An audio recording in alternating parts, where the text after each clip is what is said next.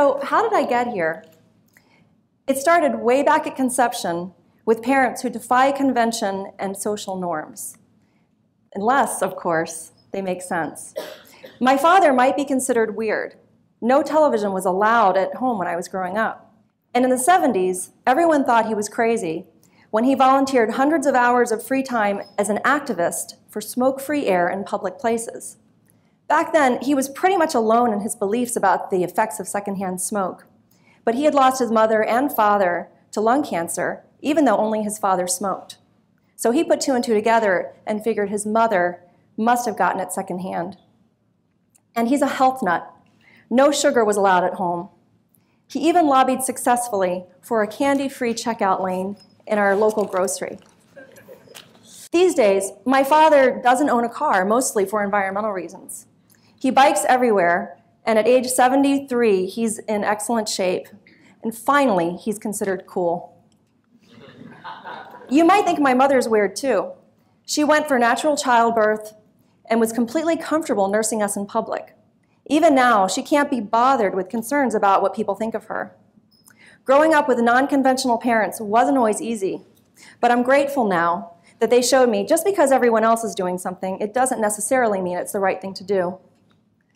I believe my parents helped make me a curious and inquisitive person. As long as I can remember, I've been a researcher and a writer, and food has always been of special interest to me. I've been a vegetarian for 33 years, since I was 14 years old.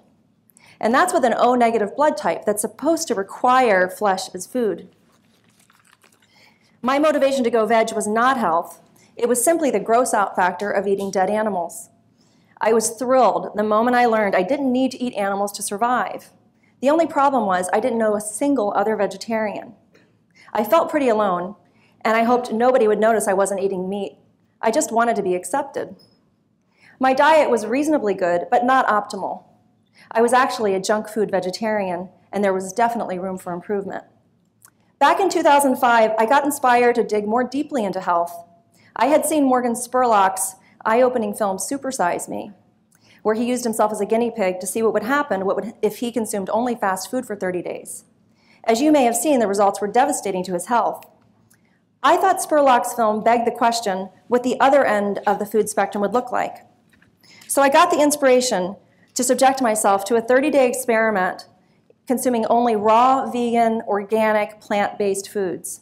And I documented it in my film, Supercharge Me, 30 Days Raw. It was not an easy transition, but the results were miraculous. Chronic aches and pains from injuries disappeared in the first week. Turns out my former diet included inflammatory foods. In addition, I dropped weight, my vision improved, my sleep improved, I had better mental clarity and better energy and emotional peace. And best of all, my spiritual connection became much stronger. It truly was miraculous for me, and I wondered why everyone didn't know about this. Somehow, we've convinced ourselves that we're the most intelligent species on Earth. Why then are we the only species that doesn't follow our natural instincts? And why are we the only species perpetually confused by what we're eating and led simultaneously in opposite directions based on commissioned studies? Why do we even require studies to tell us what to eat in the first place? Can you imagine a conversation between two squirrels? One says to the other, "Did you see the latest research? Turns out nuts are fattening." Every other species, except our domesticated pets, eats what we're designed to eat and eats it raw without any stress about the latest research. So for starters, what are humans designed to eat? Dr. Milton Mills, MD, created this comparative anatomy graph of humans, herbivores, omnivores, and carnivores.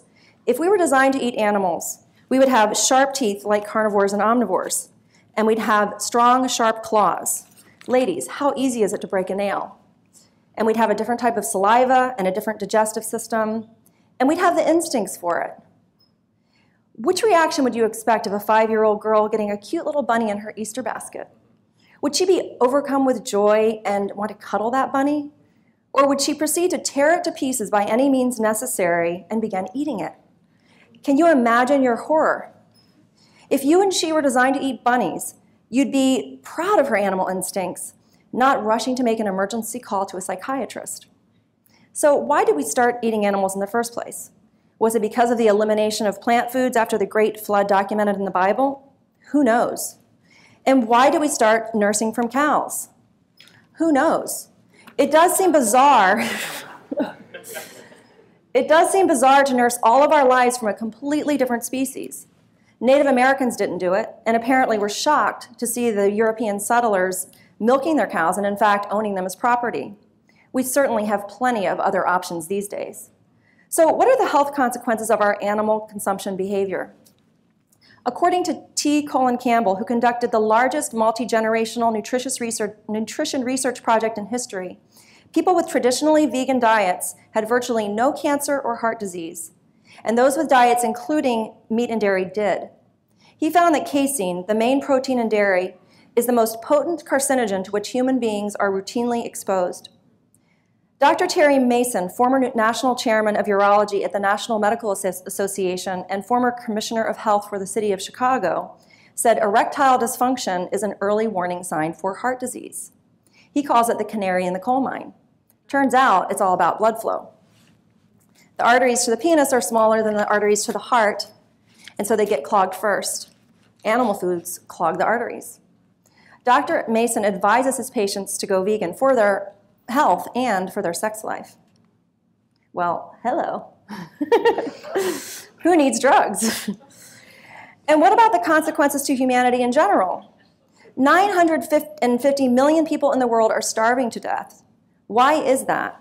We're growing enough food to feed more than twice the population of all the human beings in the world. But in the US, 80% of the crops are grown for and fed to livestock who will be slaughtered for meat. Could our world be a more peaceful place? Dr. Will Tuttle, who happens to be with us here today in the audience, is the author of the World Peace Diet, and he said the driving force behind war is inequality. What if everyone had enough food? And what are the consequences to our environment? According to a World Bank study, 52% of the climate problem is caused by animal agriculture. Dr. John McDougall said it takes 17 organic vegans to do the environmental damage of one person on the standard American diet. And vegans use just 1/30 of the water that flesh eaters do, according to a United Nations study. We're cutting down our magnificent rainforest at the rate of 1 acre per second for soybeans to feed cattle, chickens, pigs, and fish. And what about the animals? We're decimating the oceans by overfishing. Marine biologists fear our oceans are in collapse. Talk about an inconvenient truth. We're killing 75 million land and water animals in the US each day and losing dozens of species entirely every day worldwide.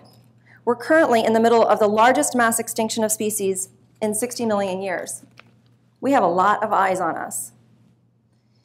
And the work of turning animals into food is no fun. Slaughterhouse workers have the highest rate of suicide of any occupation. It's no wonder. They're working in hell on earth. According to Mercy for Animals, slaughterhouses, factory farms, and dairies have been found guilty of egregious cruelty every time anyone has investigated them. That environment apparently brings out the worst in people. Some say we can farm animals sustainably. No, we can't. You might find a few examples of farmers with what appear to be closed-loop systems, but how much wildlife around them has to be killed in order to maintain those farms? And it's a slippery slope right back to where we are, because with the land we have available, we simply cannot feed our population on an animal-based diet. Nature is abundant. So why do we continue to eat animals when there's an abundance of plant foods available to us? There are many reasons. We've been told all our lives that eating animal foods is natural by advertising, parents, and teachers. Billions of dollars are spent every year on television ads promoting unhealthy food, and zero is spent promoting the consumption of fruits and vegetables. That's why I'm here. And we're creatures of habit. It's not easy to change our eating habits. Margaret Mead said it's easier to change a man's religion than his diet. And that goes for women too. There's the emotional comfort, and there's an addictive component. For instance, the casomorphine in dairy, which I was hooked on for decades. Whenever I needed to numb out, I would go in search of cheese. I get it. We live in a highly stressful culture. Most of us are overworked without enough time for ourselves or for our families. It wasn't always like this. Historically, we all come from cultures of villages and tribes where there was much more human interaction and support. Food has become our small comfort, and when it's fast, it's easy, too easy. Some people believe you can't be strong and athletic on a plant-based diet. Not true. Some of the top athletes in the world today are plant strong. Some people say the vegan lifestyle doesn't work for their bodies. Have they really tried all 20,000 plant foods before giving up? Did you know there are 7,500 varieties of apple? It's not easy to overcome social conventions, but we must have the courage to think for ourselves instead of allowing financially motivated entities to guide our choices. You have something very special to contribute to the world, and if you spend your precious time and energy trying to fit in, it will be such a loss to all of us. Remember, once upon a time, slavery was normal, and it was commonly believed that the earth was flat. And once upon a time, it was normal to smoke in airplanes and restaurants and college classrooms. Thank you for taking that one on, Dad. Let's face it, normal sucks. Come on, let's get weird together, and someday I promise we won't be so weird anymore. Let's do a brief cost-benefit analysis for adopting a more plant-based lifestyle. The cost is that you may have to make some changes, and it may not be easy at first. The benefits are you'll be more healthy, you'll be more beautiful because the chlorophyll from plant foods make you glow from the inside out. You'll be more kind to humanity, more kind to the animals, more kind to the planet, and you'll be an inspiration to others, helping to make our world a better place. So how do we get more beneficial plant life into our lives? Let's start with baby steps. How about learning a couple easy and delicious vegan recipes with food you love? You'll be surprised how enjoyable and satisfying plant foods are. They're more satisfying because they're more nutrient dense. I don't have time to get into recipes here, but you can find my raw and vegan recipes on YouTube. Or if you're really not into spending time in the kitchen, that's okay. Plenty of plant foods are perfect just as they are. How about grabbing an organic apple or a banana or an orange on your way out the door? Even a cucumber is easy to eat on the run. Hydrating too, just wash it and bite into it as it is. That's what I call fast food. Salad is easy, and leafy greens are so beneficial. We should really be eating them every day. If you don't have the time for a salad, throw some greens in the blender with your favorite fruit and you'll have a delicious, nutritious, and satisfying green smoothie. Or make a savory blended green soup. How about starting to grow some of your own food? It's easy to start with herbs and sprouts, and it's so rewarding. Before you know it, your neighbors will be growing too, and there will be lots of great food to share. It's a wonderful way to build community, perhaps even your own little village. How about enrolling a friend or a family member in a 30-day health challenge with you? Who doesn't want to be healthier? It's great to have support. You'll be reaping the benefits together. Most importantly, know that you deserve to live a happy and healthy life, and every bite you take is a choice to honor this time you have on earth.